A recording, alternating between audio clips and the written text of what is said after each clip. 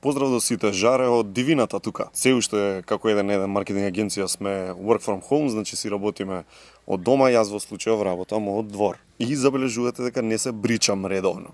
Но тоа не е причина да не зборуваме за газдите. Секој има газда, има шеф, надреден, не знам како сакаш кажи го. Еве на што мислам. Вработениот има газда, тоа е шефот на тимот. Шефот на тимот има газда, тоа е middle менеджментот. Middle менеджментот има газда, тоа е senior менеджментот или пак самиот газда на фирмата. Самиот газда на фирмата има газда, а тоа се клиентите на фирмата. Тие исто така имаат газди, тоа се големите корпорации со кои нивната фирма соработува, е дел од нивната франшиза или можеби имаат косопственички или фул собственички удел.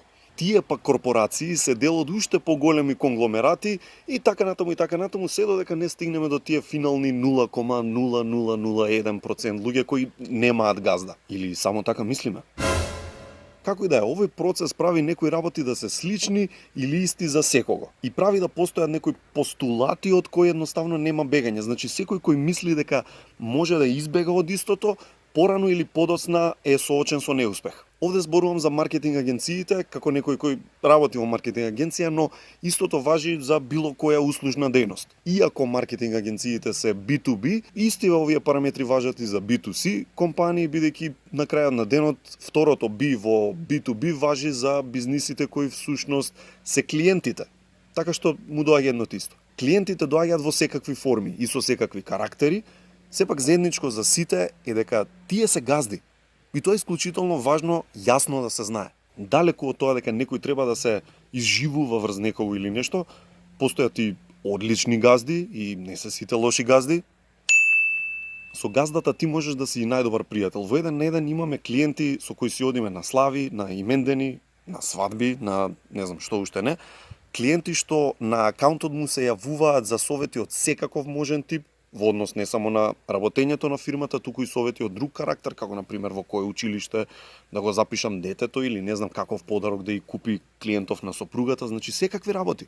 Ова е многу важно. Односот клиент-агенција или газда вработен треба да се базира на почит и да има пријателство, исто како и при секој друг однос, вклучувајќи го и брачниот однос. А ако нема почит и ако има едностран коректен однос, бракот пука, братче, развод, пријателе. Исто е и во односот со клиентите. Ако газдата не си ја знае линијата и истата не е многу транспарентно, коректно представена и покажана, секоја агенција ќе го раскине договорот со клиентот и секој вработен, например, исто така ќе си замине од фирмата. Огромна грешка прават исто и оние што го трпат тој некоректен однос, полнејќи се со негативна енергија која ултимативно никому не му носи бенефит. Вработениот дреме и си ги губи годините залудно место да расте кариерно на некое друго место, а пак газдата добива сервилен, неефикасен сервис, наместо за истите пари да си има некој друг кој што ќе биде подобар извршител на работите, кои истите ќе ги прави со многу поголем кејф, многу поголем елан.